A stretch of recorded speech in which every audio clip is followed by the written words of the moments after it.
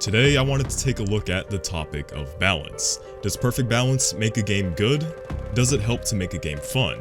And this is a thing that I was thinking about recently when I decided to reinstall Battlefield 3 the other day. I just grew tired of the horrible state that Battlefield 1 was currently in, and I just needed something different, so I hopped on Battlefield 3. My first impressions were, wow, this game is awful. 10 Hz tick rate is absolute cancer, with some registration issues and getting shot behind cover and stuff like that.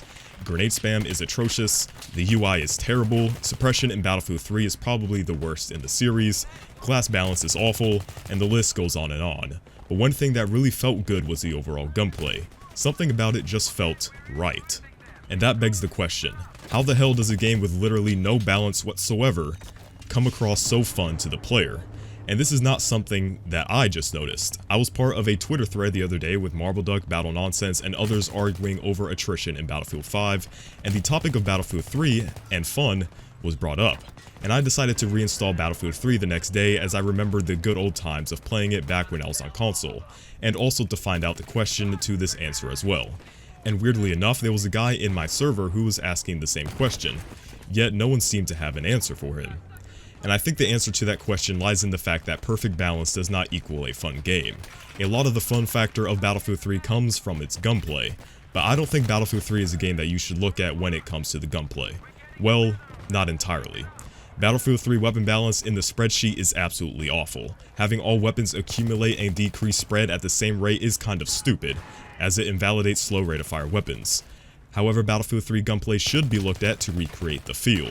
In Battlefield 3, you have to physically move your aim back to the center of the screen after compensating for recoil, which I think just adds to the game a little bit more, and is something the series removed ever since.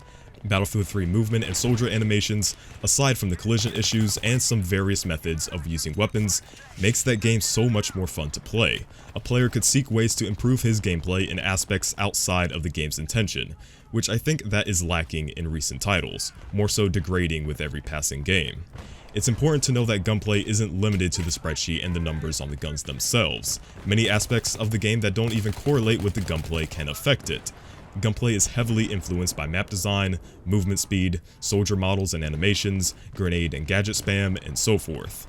Battlefield 3 is the game of feels over reals, and I think that's why so many players enjoy Battlefield 3 over something like Battlefield 1. The game is just simply fun to play despite how utterly broken and horrible some aspects of the game are. Battlefield 1 is just not as interesting to play and watch compared to Battlefield 3 or even Battlefield 4. There's no abusable mechanics or anything to help really differentiate players from one another. Movement in Battlefield 1 is extremely awful, where the slide has pretty much been nerfed into oblivion, and before that, pressing X to spam the slide was really the deepest you can go in terms of Battlefield 1 movement. There's simply no depth to it. And now that mechanic has been made completely irrelevant, Battlefield 1 just feels awful to move in. You feel sluggish and unresponsive. Map design heavily impacted gunplay as well, as most engagement distances were extremely close, which led to an assault-dominant game. Because most capture points literally do not go further beyond the effective range of your SMG, and to balance around this, assault weapons in Battlefield 1 just feel awful to use outside of their intended range.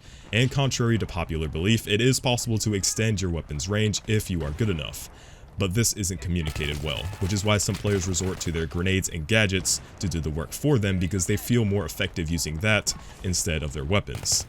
As for the gunplay in Battlefield 1, at least in the spreadsheet, it's still miles ahead of the likes of Battlefield 3 and Battlefield 4, and I would still choose it any day of the week over the likes of the awful gunplay decisions and faults of the prior titles. However, when you combine other aspects of the game that directly influence gunplay, is when Battlefield 1 starts to fall off and become a game that is just simply frustrating to play. In practice, Battlefield 3 is simply more enjoyable to play, at least compared to the current state of Battlefield 1. I believe that if Battlefield 1 had some major changes to the weapon balance, aka another time to kill shift and weapon tweaking, movement changes, the removal of trailer gimmicks, and the introduction of Ammo 2.0 and RSP in its fullest, we could have a game that I believe is extremely good.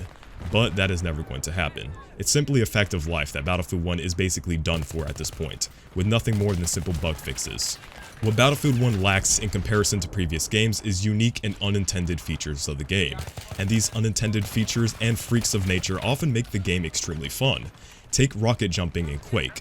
animation canceling, bunny hopping, and the Zuzu jump, and in Battlefield 3, Euro hipfire. Just look throughout the games of old and see how many unintended features of the game ended up being loved by the player base, and even those features becoming staples of their franchises. Battlefield 1 just doesn't have that. When we're almost 2 years into the game's life and not a single person has found an abusable mechanic to the likes of which I just mentioned, is because the game is simply too well balanced. It's too perfect, and that perfect balance often lowers the fun factor of the game. It's the existence of these unique and fun mechanics that makes a game enjoyable. When there's a hard counter to everything in the game, things just aren't fun. It's why games with literally no balance whatsoever are loved by their player base. Take Modern Warfare 2 for example. Now don't get me wrong, balance is good, but it comes to a point where too much balance makes the game stale after a while. A game being fun to play is the most important thing to achieve in a video game. After all, it is a game. And if the game is balanced to the point where it removes the fun factor, why the hell would you play that well-balanced yet boring game over less balanced and more fun games? You wouldn't. And that's why you see so many players coming to Battlefield 1 for the new stuff to play with, and not staying for the core gameplay experience. If you'd like to see an in-depth look as to what made Battlefield 1 a bad game, then look no further than Nickel's video titled Battlefield 1, Designed to Sell, Not to Play. I'll leave a link to that in the description below. And I hope this video helped to at least show some people as to why they view the older games as much more fun than what is out currently, or why they may not be enjoying Battlefield 1 as much as they thought they would be. A perfectly balanced game does not make a fun game, which is always important to keep in mind. Anyways, if you have any thoughts on this, then make sure to leave a comment down below. And as always, it's been BloodHound, and I'll catch you guys on the next one.